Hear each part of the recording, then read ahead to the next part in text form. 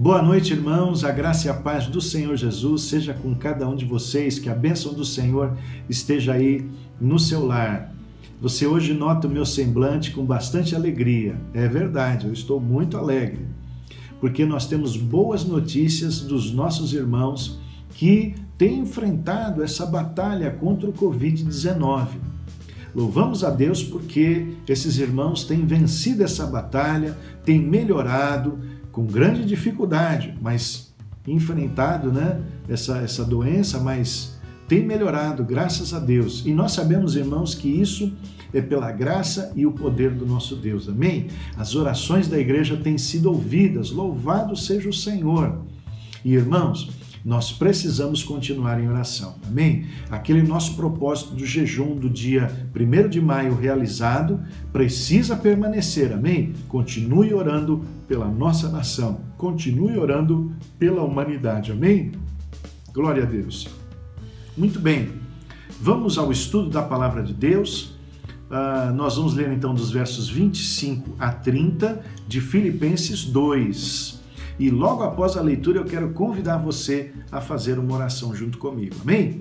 Então, vamos à leitura? O texto sagrado diz assim: Julguei contudo necessário mandar-vos Epafrodito, meu irmão e cooperador, e companheiro nos combates, e vosso enviado para prover as minhas necessidades, porquanto tive muitas saudades de vós todos, e estava muito angustiado de que tivesseis ouvido que ele estivera doente. E de fato esteve doente e quase à morte, mas Deus se apiedou dele, e não somente dele, mas também de mim, para que eu não tivesse tristeza sobre tristeza.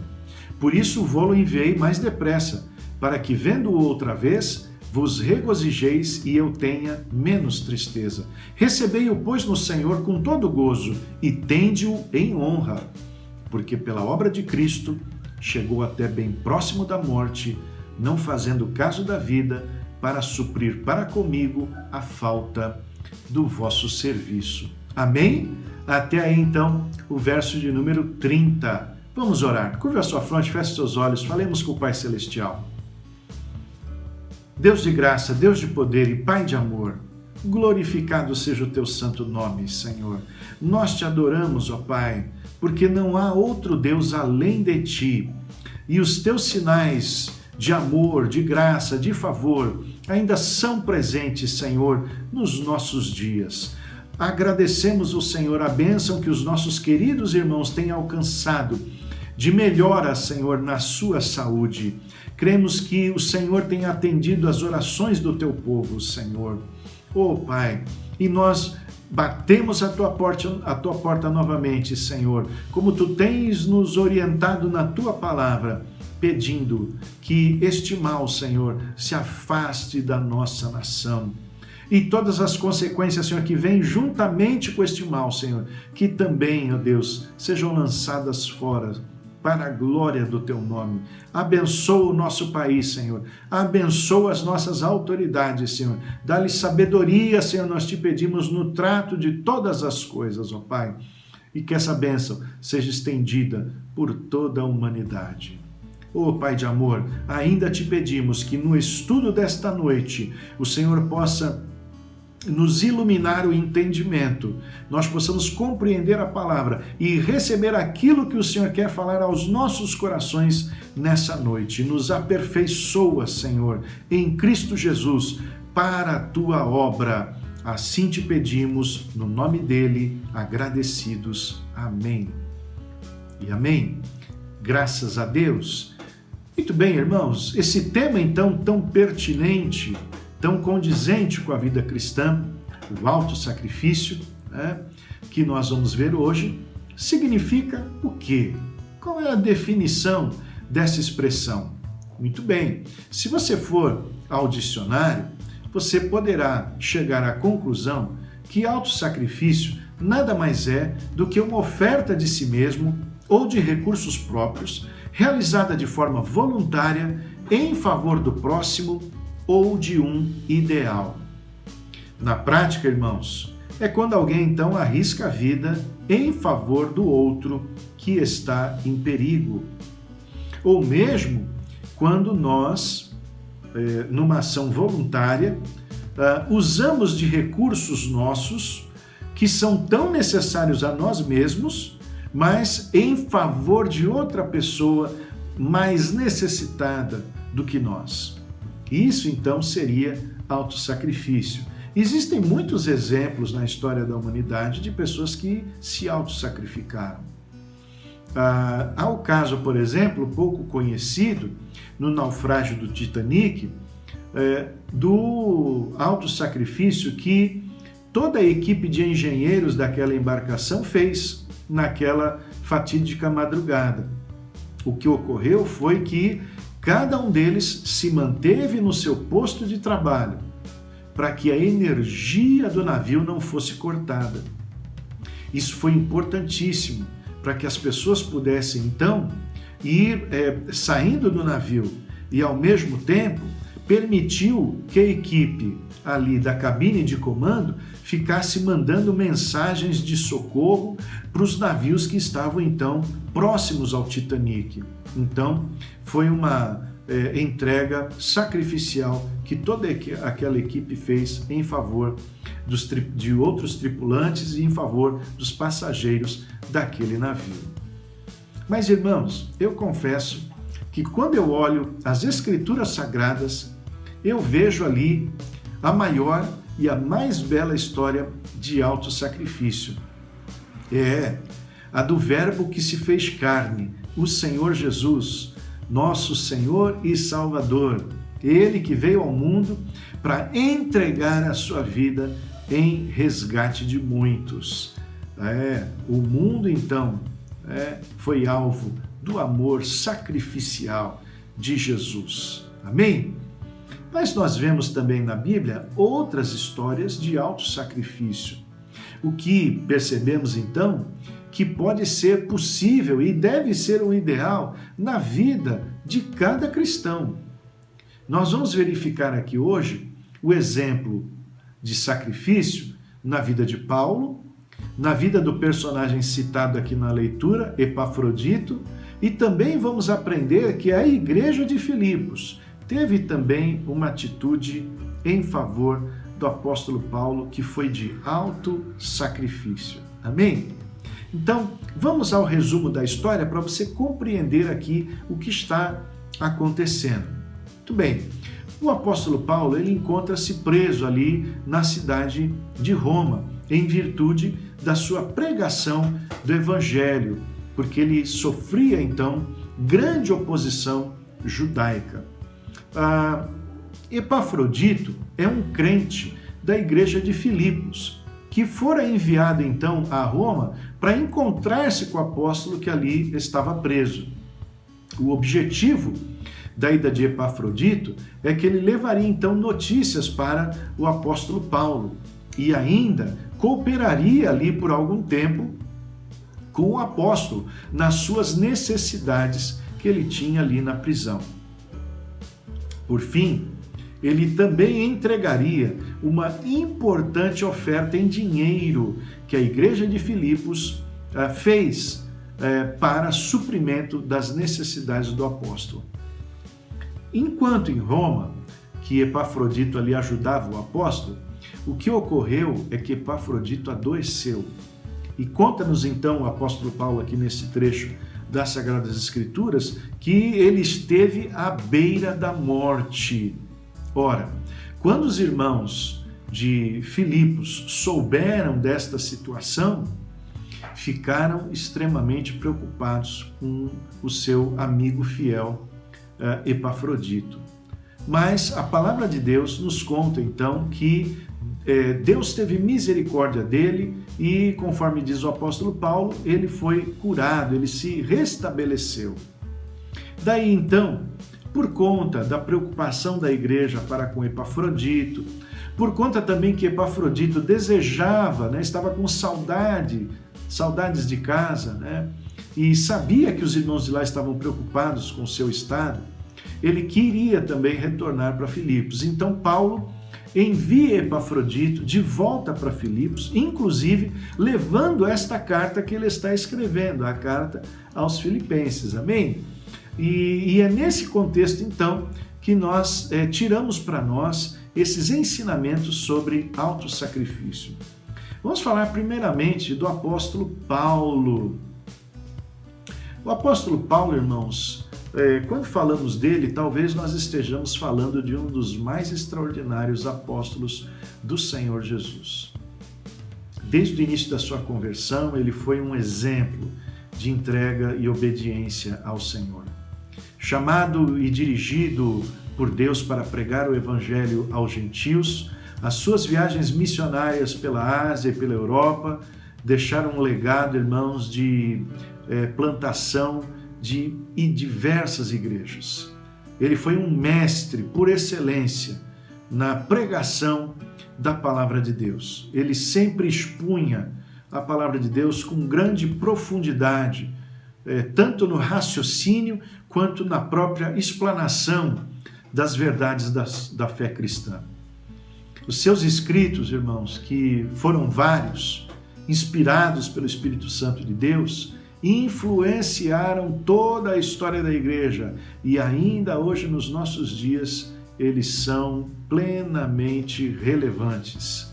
Ora, foi um homem ainda de brava coragem, irmãos, enfrentando grandes desafios até completar a sua carreira cristã. Enquanto eu falo agora, você já está vendo aí na sua tela uma extensa relação de sofrimentos vividos pelo apóstolo Paulo até completar a carreira cristã, quando foi executado por ordem do imperador Nero, por volta do ano 67 depois de Cristo. Paulo, de fato, combateu o bom combate, acabou a carreira e guardou a fé. Que exemplo, irmãos, de autossacrifício em relação à pessoa de Jesus Cristo. Sim, porque ele fazia tudo isso para agradar ao Senhor. E o seu benefício era em favor da igreja do Senhor Jesus. Que legado, irmãos, de autossacrifício. Mas também, quando nós lemos o texto sagrado, percebemos que esse personagem Epafrodito, óbvio, numa escala menor que a de Paulo, né? Mas também teve uma vida dedicada ao Senhor Jesus e ao crescimento da sua igreja, a expansão da obra de Jesus. Embora Epafrodito, irmãos, ele apareça somente neste parágrafo das Sagradas Escrituras, ele jamais deve ser confundido com o personagem lá de Colossenses chamado Epáfras. Este é outro. Epafrodito pertencia à igreja de Filipos, uma região da Europa, na Macedônia. Já Epáfras era alguém que pertencia à igreja de Colossos, na Ásia. Uma outra pessoa, então, sem associação alguma com Epafrodito, certo? Mas, embora ele seja citado somente aí nesse trecho das Sagradas Escrituras, o currículo desse irmão também é invejável, irmãos. Dele, Paulo, então, dá um testemunho firme que resiste, então, aos séculos através da história das Sagradas Escrituras. Em relação a Paulo, irmãos, veja que Paulo o cita como irmão. Então, alguém que, na realidade, é da mesma família da fé. Ele pertence à igreja do Senhor Jesus. É aquele, então, que abraça o Evangelho, assim como Paulo e tantos outros, e nós mesmos hoje, nos nossos dias, abraçamos o Evangelho pela fé. Amém? Paulo cita, então, que ele é cooperador. Ora, Epafrodito se torna cooperador não somente porque ele esteve lá com Paulo por algum tempo, auxiliando o apóstolo ali durante as suas necessidades, ou mesmo nas coisas que diziam respeito à obra do Senhor Jesus, mas veja que, uma vez que Paulo é o fundador da igreja de Filipos, E Epafrodito, então, um irmão da fé que pertence àquela igreja, ora, mesmo quando estava lá em Filipos, ele já poderia ser chamado de um colaborador do apóstolo Paulo. Nós vamos ver aqui um pouquinho mais para frente que, muito provavelmente, Epafrodito era um oficial da igreja de Filipos, tá? Mas veja que mesmo lá ele já era um colaborador do apóstolo Paulo, ainda mais agora quando é enviado a Roma. Ao mesmo tempo, perceba que Paulo o chama de companheiro de lutas. É verdade, irmãos. O evangelho muitas vezes é comparado como uma verdadeira guerra, onde uma batalha que não é humana, porque como diz o apóstolo Paulo lá em Efésios capítulo 6, a nossa luta não é contra carne e sangue, mas a nossa luta é espiritual, contra as hostes da maldade. Não é verdade? Por isso, então, nós nos munimos com armas que são armas espirituais, para podermos vencer esta batalha no poder do Espírito Santo. Então, aqui, Epafrodito é tido por Paulo como um companheiro de lutas. É alguém que naquele momento, então, da grande dificuldade, ele está junto com Paulo. Amém? E essa era justamente a situação, dado que Paulo passava por grande tribulação na prisão. Mas eu digo para você, mesmo nós hoje, em Cristo Jesus, todos nós precisamos de um bom companheiro de lutas, não é verdade? Alguém que esteja ao lado nosso quando passamos por grandes tribulações. Então, veja que Paulo tem em alta consideração a pessoa de Epafrodito. Ao mesmo tempo, Paulo ainda fala do relacionamento de Epafrodito diante da igreja de Filipos, a sua igreja de origem. Ele chama então Epafrodito de mensageiro. A palavra no grego, irmãos, é justamente a palavra apóstolo, cuja tradução, então, é mensageiro. É claro que aqui não é o apóstolo no sentido estrito da palavra, que deve ser entendido como aqueles que compunham o grupo original, não é isso? De seguidores do Senhor Jesus, ao qual Paulo então foi acrescido tempos depois, no momento da sua conversão. Mas sim ao sentido geral da palavra, todo aquele que é enviado para uma determinada função da obra de Deus, então ele é um emissário, ele é um mensageiro, tá? Então, nesse sentido geral da palavra, ele é um apóstolo. Muito bem. Mas também é um auxiliar da igreja de Filipos. É aqui que eu digo, e alguns então ensinarão dessa forma, que muito provavelmente Epafrodito era um oficial da igreja de Filipos. Por quê? Porque a palavra no original grego, leiturgos, ela significa então um oficial que trabalha junto. Então, pode ser ligado ao Estado, pode ser ligado ao exército, inclusive à igreja, tá certo? Então, alguém que está servindo num determinado ofício. Muito provavelmente, dizem, ele seria um diácono daquela igreja. Mas o texto sagrado que mais fala do alto sacrifício de Epafrodito é o verso de número 30, onde então o apóstolo diz com todas as letras: porque pela obra de Cristo chegou até bem próximo da morte, não fazendo caso da vida, para suprir para comigo a falta do vosso serviço. Irmãos, é importante ressaltar que o sacrifício pessoal, ele não visa nada em troca, nenhuma vantagem, tá? Ou mesmo reconhecimento. Epafrodito nunca foi motivado por ambições pessoais. para realizar qualquer uma das suas atitudes. Embora Paulo, nós vemos no texto, tenha recomendado que ele fosse recebido em honra no seu retorno à igreja. Amém? Veja então, irmãos, que na vida particular cristã, cada um de nós pode seguir o exemplo desses dois homens de Deus.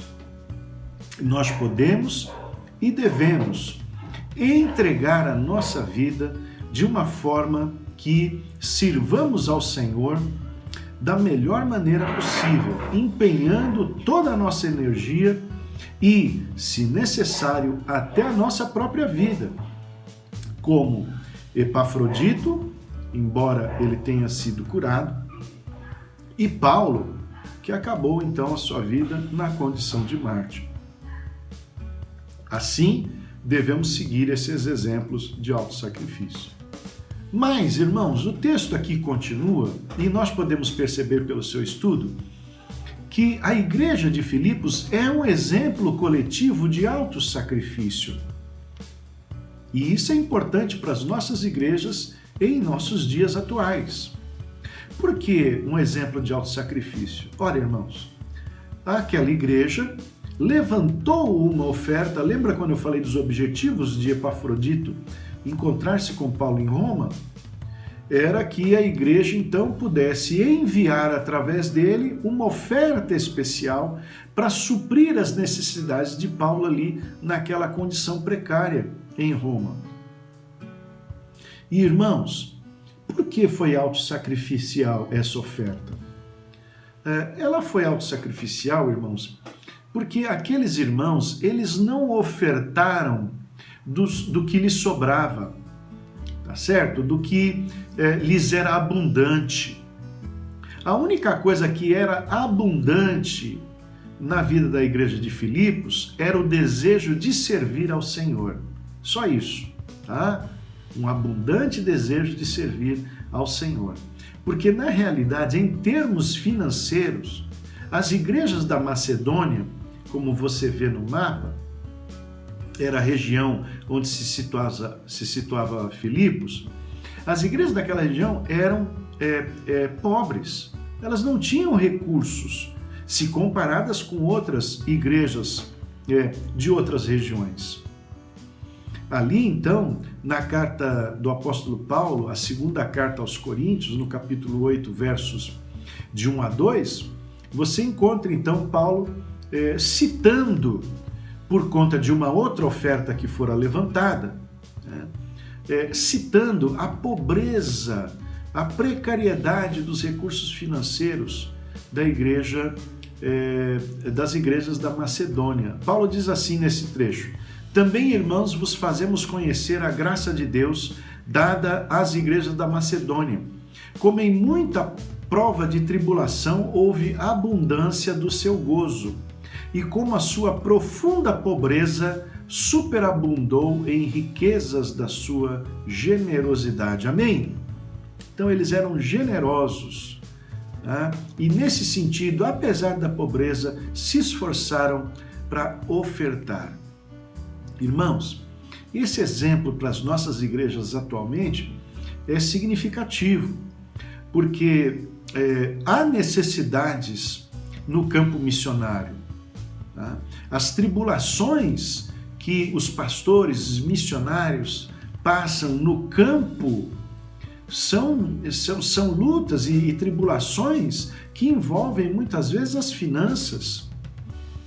Muitos dos nossos missionários estão no campo, mas eles não têm 100% atendido a necessidade do seu sustento mensal. Daí a importância das igrejas, independente de sua situação financeira, seja ela então uma situação de comodidade financeira ou mesmo de dificuldade financeira, o fazer o possível para que as ofertas sejam enviadas e lá na ponta então haja suprimento e a obra do Senhor continue avançando. Amém? Então, vimos que o autossacrifício, ele pode ser algo tanto executado no nosso particular de vida cristã, quanto também no coletivo da vida da igreja. Amém? E nós, como nos comportaremos a partir do momento que fomos instruídos na palavra de Deus? Como anda o seu envolvimento com a obra do Senhor Jesus? Você está se oferecendo de uma forma integral? Você está se doando ao máximo e não poupando esforços? Se você fosse confrontado hoje na pregação do Evangelho, você seria capaz de dar a sua vida em favor da obra? E a nossa igreja? Temos mantido o compromisso com o campo missionário? Temos ofertado para as missões, independente da circunstância que temos na nossa realidade? Coisas, então, que devemos avaliar segundo a palavra de Deus ensinada nessa noite. Amém? Eu espero que essa palavra, então, tenha chegado ao seu coração e ela vai, então, progredindo na sua vida, tá certo? Através da obra do Espírito Santo, e que nós possamos, então, seguir estes exemplos abençoados. Amém? Que Deus te abençoe ricamente, abençoe todo o teu lar e até o próximo encontro, em nome de Jesus. Amém.